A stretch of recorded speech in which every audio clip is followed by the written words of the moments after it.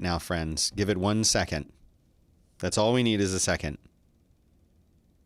Come on, YouTube. Pick it up. Get with the game here. We got Twitch. We got Periscope. We're waiting for YouTube. Come on, YouTube. You can do it. You can do it. Because YouTube is where everyone complains. Come on. Come on. Sending data to YouTube. You can do it, YouTube. I have faith in you, YouTube. There we go. YouTube is here. Good morning, Jackals. How are you doing? I'm Dan Benjamin. Today is Wednesday, December 6th. This is our second try. I love streaming. I love YouTube. I love all of that stuff. I love when things just work, but that wasn't what happened before. I completely ripped apart this entire set and rebuilt it this morning while I was doing phone calls. And sometimes you forget one little plug or you do a thing and another thing happens. But anyway, here we are. Here we are, Jackals. Welcome to Benjamin Nation. I have a few news stories for you today. And before I do that, I got to tell you, like, subscribe, and ring the bell. Again, it really helps the channel. I've been looking at the stats, and you know that most of you are not subscribed. Most of you are not subscribed. Shame on you, because it really helps me. I'm really trying to build something here, and you can help. You can be part of it. I'm not asking you to do very much, except, guess what? Just click that little button, like, subscribe, and it really helps. It really helps. So thank you to those people who have done that. Now, somewhere over here, I have this one. Thank you, kind sir. That's what I want you to do. I want you to hear the thank you, kind sir, because I appreciate your support. I have a Patreon. I don't talk about it a lot. But if you go to patreon.com/Dan Benjamin, that's how you can support this show and all of the work that I do. It is so important that you do that if you enjoy the work that I do, because that's how I pay my bills. The Patreon is really tiny right now. It used to be really, really huge back when I was doing a lot of stuff and giving it away. And I started doing that again, and I'm trying to build the thing back up. So you can help a lot if you're willing to do that, because I'm very tired. I need to sleep. Let's do some news. The big news, of course, is what's going on right now in Georgia. And I'm sure that all of you guys have heard about this, and you're probably bored of hearing about it already. But it's a big deal here in the United States. We've got this huge runoff that's happening for the Senate. But it's not just a runoff. That would be one thing if it was just a runoff. But it's more than that. It's a runoff for control of the Senate. This is going to determine whether the Senate is Democrat or Republican. And of course, there's lots of conversations so much about is there, is it going to be a fair thing? Is there cheating and fraud going on? And all of this surrounding this. So it's interesting to pay attention to this story today. You can pretty much go anywhere to find out information. I don't even know if I need to link that here, but CNN or any news site that you want is going to have it. Also, this is some other kind of related news. Apparently, there was some possible way, I guess, that Pence could have maybe blocked so we're supposed to, the Electoral College is supposed to submit its results, and those are supposed to come and be evaluated and confirmed, essentially. And there was some way that Trump was saying Pence could maybe block certification, and Pence has now said that no, he cannot block certification, and he's been told by the lawyers. And Trump supposedly was speaking, or has already maybe even done speaking about it, although I haven't seen that. So there's so much weird stuff going on. And, you know, my whole take on this is that we have this philosophy in our brains, this concept, this thought that things are really... Why is this thing playing audio? Thanks, CNN. Stop. that there's like this firmament, that there's this stuff that's set in stone that has to work and has to go the way we always expect it to go. And it turns out that it doesn't always work that way. It doesn't always go that way. And that these things that we think of as being completely solid are in fact not solid, and anything can happen. So in the chat, Trump is now saying that he'll never concede. Nelson, if you can give me more information about that, I'll report it live. John says, ugh, CNN. John, I try to be fair. I link articles that are in CNN and Fox News and everywhere else. I'm trying to be fair. Y'all should know that I don't agree with any politics that anyone has anywhere. I can't identify with any party at all because my feelings are all across the board on that. The closest, I guess, is libertarian, but I know that libertarianism doesn't really work.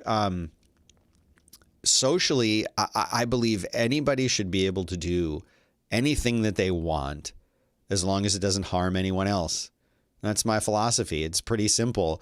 Whether that means you want to marry somebody who has the same gender or no gender, do it. If you want to smoke a substance that makes you feel good or helps you with chronic pain, I think you should do it.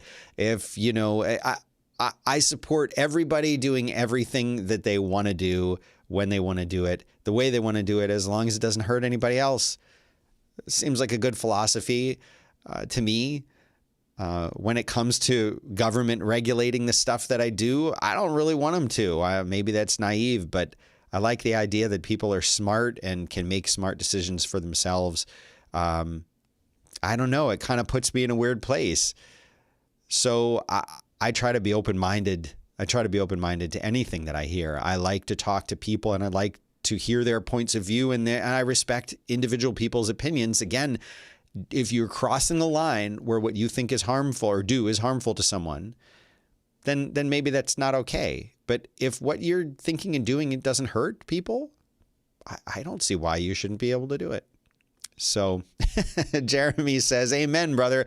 Smoking some jazz cabbage right now. All right. So, yeah, if you have any more information about that, let me know. Okay. Jerry Seinfeld. You didn't think of him as a transcendental meditator, did you? Or as a weightlifter? But lo and behold, here's Jerry. He says in this article in CNBC, written by, who's this written by? Corey Steig? That's your name, dude. Okay. Comedian Jerry Seinfeld believes there are just two healthy habits that could solve just about anyone's life: transcendental meditation and weight training. I don't do transcendental meditation. I want to talk about this for a second. I don't know much about transcendental meditation, which I think is also called TCM. But he practices this. What I practice is another kind of meditation called Vipassana meditation, also known as insight meditation, also known as, ready for the buzzword, mindfulness meditation. That's what everybody talks about now. Back in the old days, 15 years ago, when I first started doing mindfulness meditation, I used to talk about it and people were like, that's so weird, dude. Where's a weird, who comes in here and changes this? Someone changes all of this. So what? Yeah, I talked about it 15 years ago, how it changed my life and made me into a different person, completely different person. And it really had a huge impact. But I was doing it back in the day when the resources were really scant for this. There was like a couple good books you could get on it. There were there was maybe one or two podcasts. The ones that stand out are the ones from Gil Fronsdal at Insight Meditation Center, IMC, in Redwood City, right outside of San Francisco. And the other was a wonderful podcast by Ajahn Jeff, or also known as Thanissaro Bhikkhu. That's his Buddhist name. Who is a Thai, he is American, but he practices the Thai forest tradition, which is the one that I closest to what I do. And mindfulness meditation can completely change you. I don't know a lot about transcendental meditation, which is what Jerry Seinfeld believes. That has to do a little bit more with mantras and other things like that. But the point is, any kind of meditation is good meditation for you. And if you want more information about it, let me know. Maybe I'll do a little video about it and talk about it more. I would love to help people learn about it. And I've written articles about it, and they're out there in the world. But yeah, I could definitely share more information if that's interesting to you. He also talks about weightlifting and weight training, which I thought was pretty cool. He says that incorporating these techniques into his routine have helped him stay productive, focused, and creative throughout his career. And he says, here's what you need to know. And he does transcendental meditation. He does it twice a day. It requires sitting for 20 minutes at a time. And a lot of people like Lady Gaga and Oprah Winfrey and everybody else talks about it. And he says he also does it anytime he feels like he's dipping. He says, if I sit down and the pen doesn't move for like 20 minutes, I know I'm out of gas, he said. And then he'll do some transcendental meditation. He also got into weightlifting, it says, by doing Bill Phillips' Body for Life program, which is a 12-week diet and exercise regimen that includes exercising 6 times a week, 3 days for lifting, 3 days of high-intensity interval training, in other words, HIIT workouts, and eat 6 small meals a day. Well, guess what? I train 6 days a week, and I do meditations, but I don't eat 6 small meals a day. I eat 3 regular-sized meals a day. And I do mainly what's paleo diet still. And it's changed me tremendously. So to anyone that comes out and talks about how beneficial this stuff can be is wonderful. The chat room is happening. Song Notes by David Potts says, Jerry's recent interview on the Tim Ferriss podcast was quite good, especially on the creative process and disciplined practice. Eric says, is video gaming meditation? I kind of get lost in the games. It can be wonderful, but it is not meditation. Jeremy says, thoughts on alternates to traditional meditation? Like, I enjoy running as my meditation, all about getting in that flow. And Tyler says, meditation and weird hippies get conflated still. If you tell someone you meditate, they usually think you're in some kind of Manson family kook. Those are all true. Meditation, the experience I used to do running, and I wouldn't say it's long distance running, because to me, long distance running is like you're out there struggling, suffering for, marathons. And I've never done that kind of stuff. But I did run about 4 or 5K 3 or 4 times a week for many years. And I know about the runner's high you're talking about. I know about getting in the zone like you're talking about. And that has this wonderful euphoric feeling that can result in a lot of the same things that you get from regular meditation. But at least the meditation that I have experience with, which again is mindfulness meditation, what you're really doing is you're getting deep into understanding the way that your mind works. You're paying close attention to how you feel. And in fact, and this is going to sound weird, but you actually can understand the thinking process itself. And eventually over time, you get to learn to catch yourself before you react to things. So instead of being reactive if something makes you angry, you actually, there's a little step there that says, maybe you have a choice here as to how you react to this. Anger, happiness, sadness, all of those things become much more clear to you. And you realize that you have a choice as to how you react and how you feel. And it's pretty freaking great.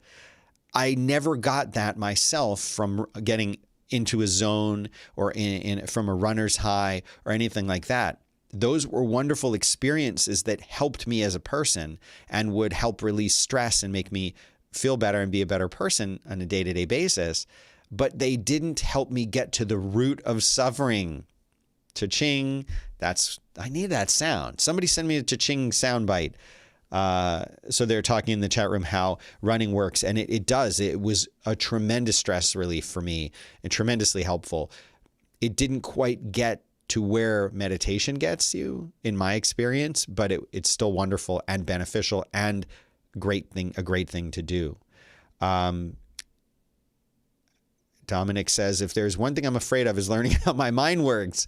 You know, it's that old saying that my mind is too screwed up to meditate. That's the same thing as saying, and I'm quoting Gil Fronsdal here, I can't take credit for this, saying that I'm too stressed out to meditate, or my mind, I don't want to know how it works. That's like saying I'm too sick to go to the doctor. That's when you need it the most. Google monkey mind in Buddhism. Alex says, if you like that mental game of breaking past a wall in the long run, I think you'd get a lot out of Vipassana. All right. And Jeremy says, great insight, Dan. This is why I love your podcast and all your content. You're so wise, and the way you communicate is so easy to digest. Well, thank you, Jeremy. I'll give you that $5 as soon as the show's over. Let's do our next news story. If you want to read about Jerry, it'll be there in the show notes. Multiple people reported seeing a mysterious blue UFO in Hawaii. Several people in Oahu reported seeing a UFO fall from the sky and into the ocean. Look at this great image. Get out of here, pop-ups. Look at this image here. If this isn't proof right here of extraterrestrials and UFOs, I don't know what is. You all seeing this right here? You seeing this? We've got proof. It's the proof that we needed. We're done. We are done. Seriously, look at this. This little blue smudge, for those of you listening in the podcast version, if that's not proof of UFOs, that's it. I mean, we're done. We've got everything we need. Well, I'll tell you, residents of the Hawaiian island of Oahu were left baffled last week as a mysterious blue object streaked across the evening sky, crashing into the ocean. And now here's the thing. I will tell you. Guess what?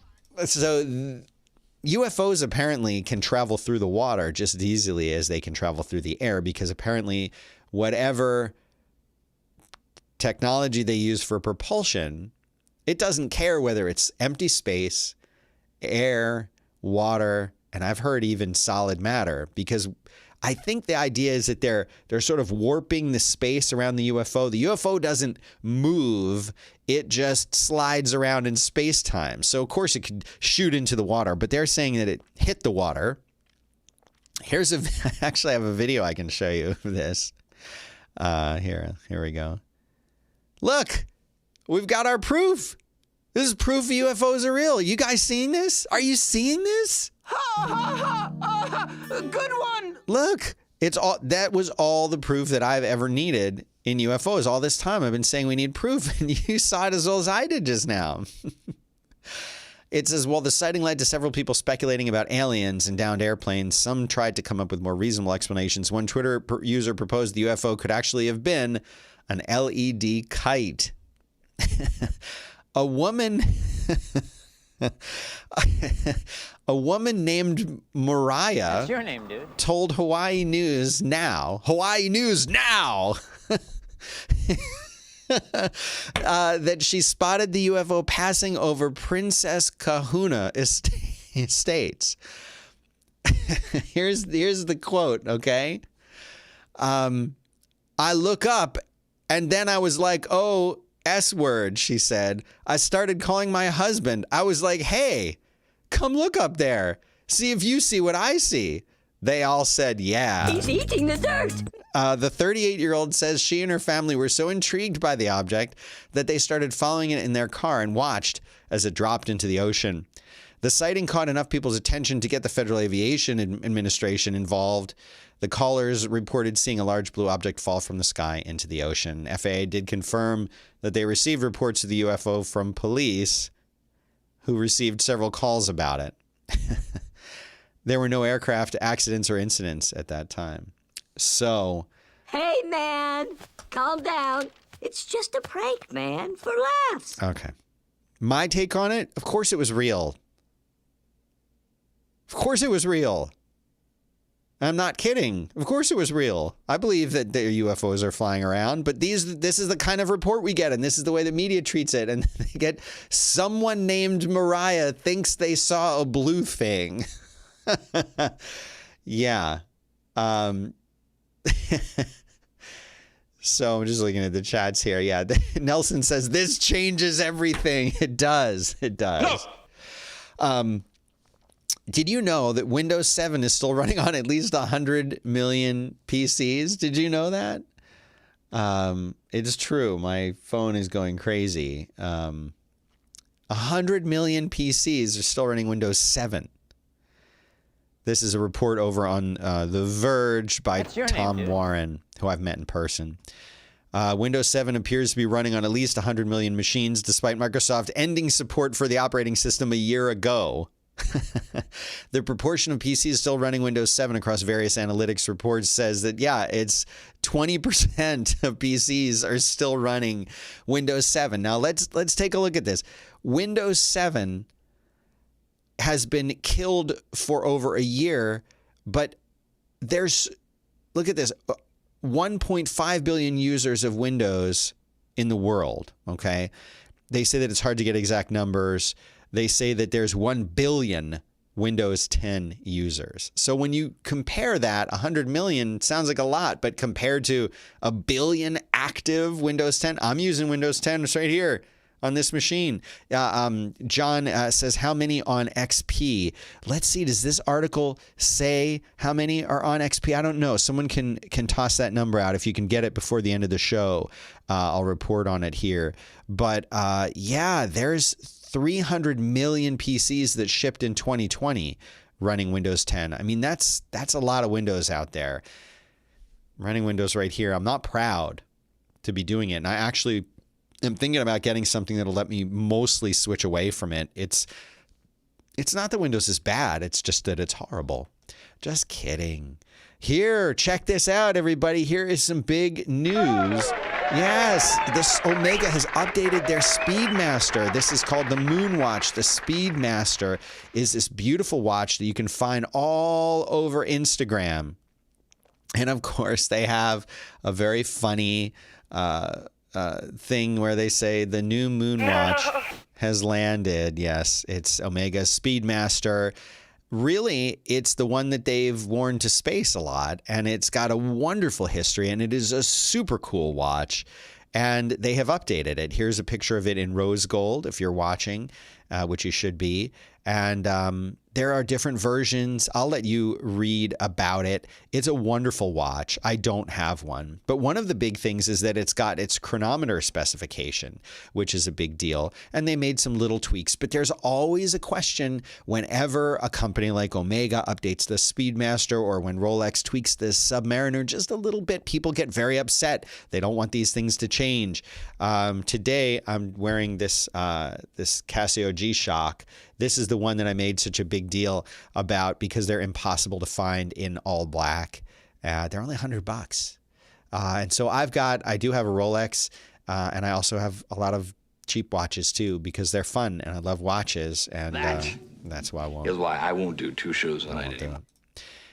Apple glasses are supposedly progressing toward what's called the engineering and verification stage, with a focus on battery life and weight.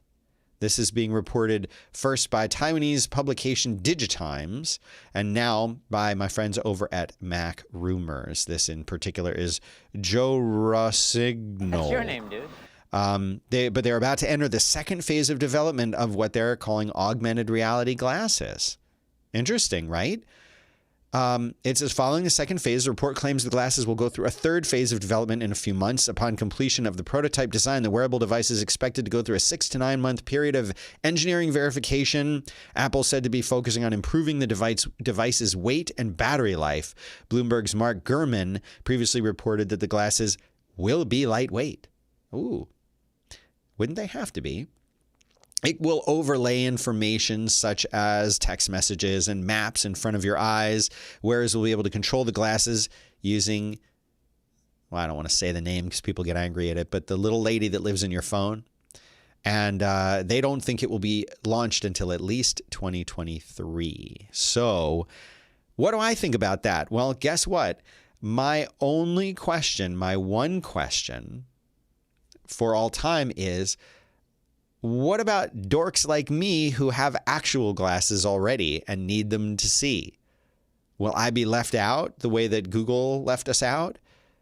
You know, I think a lot of nerds and dorks like me wear glasses. In fact, think of all the software developers that you know. Think of all the designers you know. Think of all the engineers that you know. Think of all the people that make Mac software. A lot of us, friends, wear glasses. It's true. And so my question to you is, what about us? What's Apple going to do? And yeah, I've got my Apple up here. Hold on, wrong mouse. Apple! I need to send y'all a picture. I need to do a behind the scenes so you can see what's actually going on here and how strange it is. But that's my biggest question is, what's going to come out of this? What about people like me? Will we be getting prescriptions from Apple? Will we go to the Apple store to get a pair of glasses for us because we want because I want this stuff. I want the world overlaid with pop-up windows, don't you? A little feedback from the chat room. People are giving me some information about Windows. Let's see. Eric says Windows 7 was or is golden. I don't know about that. I loved XP. I liked Windows NT and XP, believe it or not. Net market share claims worldwide. This is from John Kawam in the chat room. 3.72% of machines are still running XP. Yeah. John also gives a link that I will put into the show notes for you if you're curious. Microsoft Windows XP is finally dead, nearly 18 years post-launch. This is from April 11th of 2019, though. But I'll go ahead and put this into the show notes as well. Apple glasses will be powered by putting the stems in your ear canals like a potato clock. Very good, Brian. I really think there is something to be said for wearables that are glasses. I don't like wearing the Apple Watch. Sorry, guys. It's a beautiful invention, but it's just not for me. I like real watches, and I'm old-fashioned and I'm weird. But the glasses, since I'm already wearing them, and I would definitely like to see what comes out there.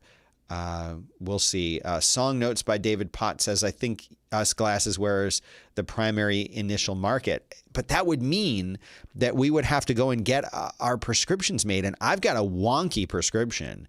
I've got an astigmatism, and I've got another thing with the nearsightedness, and the astigmatism has to be on an axis. So if it's rotated, then it goes out of focus. And the high-end glasses shops that I've been to, the high-end lens places can barely get my glasses prescription right. The idea that Apple would be able to get it right every time, I don't know. Hi, Ivan.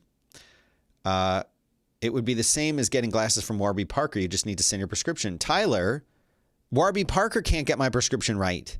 And all they do is glasses. Okay. No! So that's actually all the links and all the news that I have for you today. Came in a little under the 30 minutes, and I apologize for that, but we did get to talk about meditation. I don't know if my article on wrong keyboard. That's what happens if you type on a soundboard. I do have a little bit of more feedback for you, but before I do, remember the other day when I asked people and I said, "Are y'all listening on the? Do you guys listen on the show or on the podcast? I mean, or do you watch it live?" And a bunch of people replied and said, "Yeah, I listen on the podcast because I listen to it while I'm running, and or jogging or exercising." And a bunch of people said that. So that's why I'm still doing the podcast version for people like you who need it on the go, and I hope that that still works for you. Yeah, the wildcat came back. So that's all I've got for you today. But I do want to just say again, yeah, it's gone. Is it gone? Is it still there? No, my article on Hive Logic about it is long gone, but I'll see if I can bring it back. And if you guys do want to know about meditation, let me know in the chat, in the comments, by email. You can email me, dan@5by5.tv. You can find me on Twitter @DanBenjamin. Follow me on Instagram, too. I do a lot of fun stuff over there, including videos and behind-the-scenes stuff. I'm @DanBenjamin pretty much everywhere that you go. I should mention the Patreon more. I hate asking for money. If you don't support me on the Patreon, I'm going to start doing ads here because I need the money. So patreon.com/DanBenjamin. And while you're here, like and subscribe and ring this little bell. And that helps the show, and it helps me, and it helps the channel.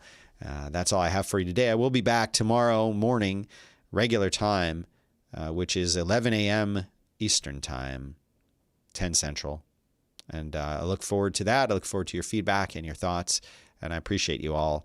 Thanks, Jackals.